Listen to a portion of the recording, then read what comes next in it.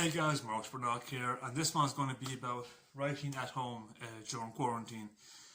A lot of us tend to kind of fall out of sync in terms of our routine. So I'm going to do an updated variation on my previous one, which quite frankly would not really work during quarantine. Well, it would work for the most part, but I thought best to do an update. So here we go. Start with the first one, of course. First one, quite simple but often overlooked. Same as last time. Set out times. We say you're up at 7 a.m. You may not be, but let's just say you are. From 7 to 8, you basically get up, you have a coffee, you have a shower, the basic one of the day. Toast, tea, whatever the case is. Then we say from 8 to 9, you set up your workspace. Mightn't take that long, but let's just allow for the fact that it does. Then from 10 to 11, you set up your basic idea. Or if you already have your basic idea, you set up outlining your first draft. Then 11 to 12, you actually go about the first chapter, or maybe the introduction. My phone's going off like mental here. Then we say from 12 to 1, you have a break. Phones. 1 to 2, you go about proofreading your first chapter. If it's done, if not, you just carry on. That's your basic goal is just to set up your first set of routine. Get it started, and then of course sticking to it's going to be the hard part. But just lay it out. Simple enough. Part 2 is next. Now, 2. This one's going to be awkward because we all do it. Avoid, this is going to sound stupid because you're watching this video, but avoid distractions, avoid online, avoid actually looking for things to do. I mean, and that, again, I know how that sounds. We all look for something to pass time. However, during the writing process, that's more of distraction, that's more of a hindrance, as we don't really need to find something to do. Now, I've done it myself in the past. I've justified it by saying it was research for whatever it may have been. It was not research. I was just looking to get away from what I was doing for 10 minutes, which turned into 3.5 hours. So it does not help. Distraction is not always positive. Do your research in step whatever. Just don't make it so early in the process. Or maybe have a set day for research. Because Monday is specifically for proofreading or editing, or like again, it all comes back to setting out your routine.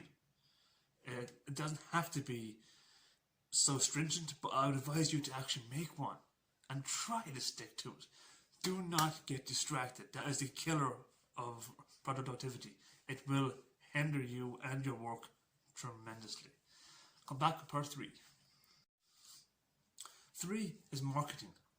And even in this harsh time, you do have to kind of market, not necessarily your work, but you. Keep posting on social media. It doesn't have to be about your work, or it doesn't have to be, just post something so people know you're still active. I'm not saying inundate your social medias with your links to your work or your books, but do post something about your work, your upcoming work, your work in progress. Post little fun facts and snippets about your book, your website, your whatever the case may be. Post something so people know you're still around, you're still doing this, you're still active online, and you are not just fiddled away. Do not panic if you don't have 16,000, 17,000 followers. I've seen a lot of Instagram pages that have 7 posts and 2,400 followers.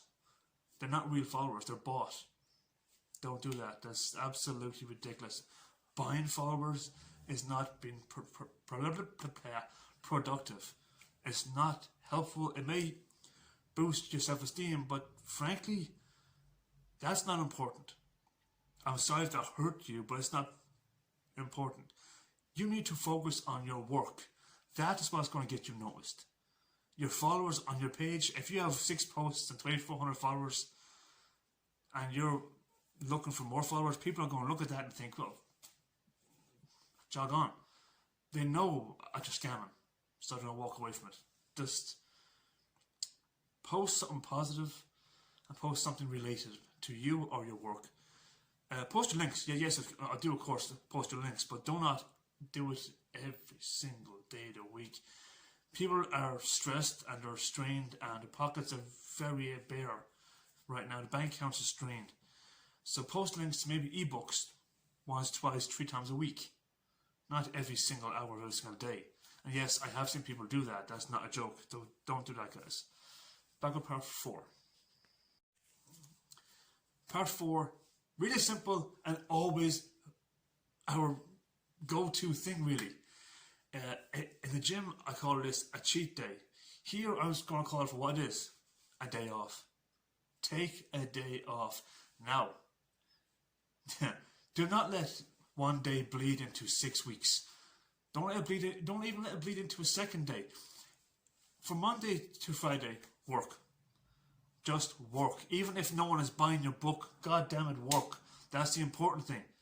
The more of catalogue that you have, the higher chance somebody is going to recognize it and start actually confident about you and get your work noticed.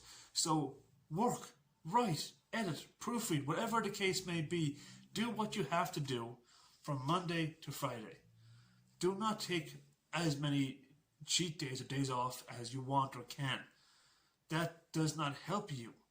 I know this for a fact. I've taken a week off and I've gotten lazy as that.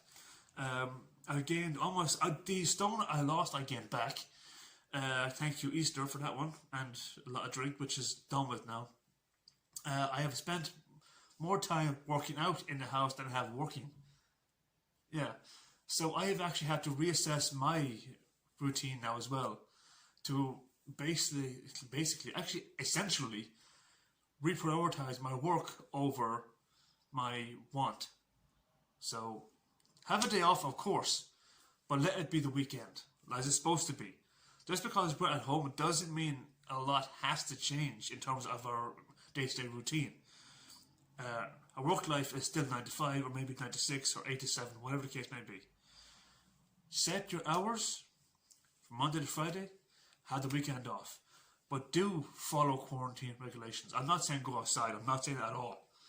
I'm just simply saying have your at-home writing routine the way it's supposed to be, the way it always should have been. Do not have an entire week off. It will not help you. It will not help you reboot. If you think it does, you're kidding yourself. You really are.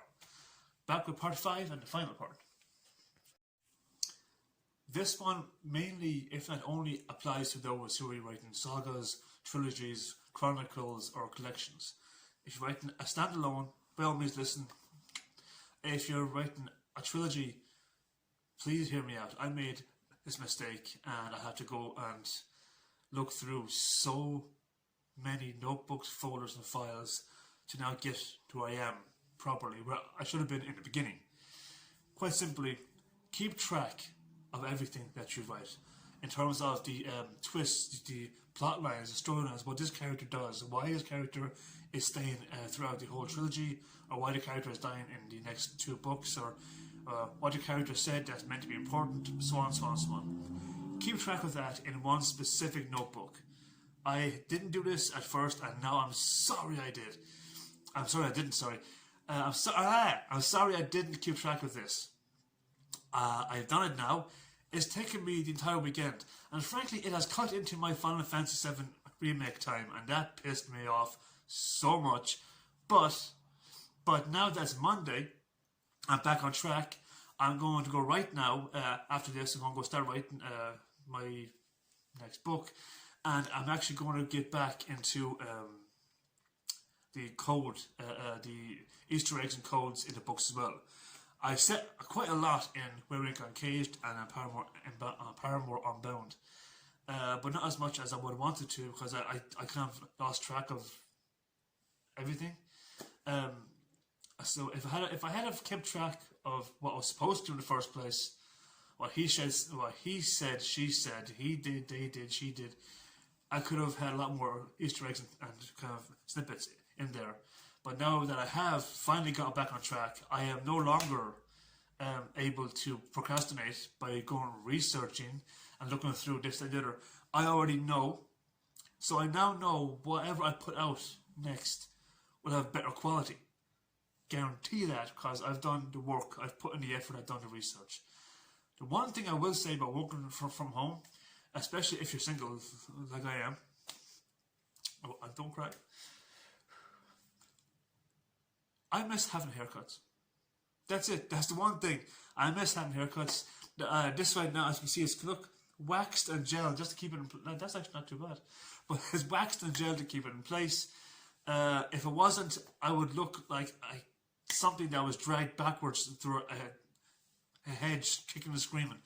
So, care for yourself, of course. Care for your work a little bit more. That's all I'm saying to you. A little bit more. Right, guys, that was it. 1 to 5, working at home. I should have actually put that there, 1 to 5. I didn't. Quite simple, but I can guarantee you'll find it a bit difficult sticking to it. I certainly did. But I am now. This is my first day of the new routine, so let's try and stick it together, okay? Monday blues, as they say. Purples. Stay cool, guys. Stay safe.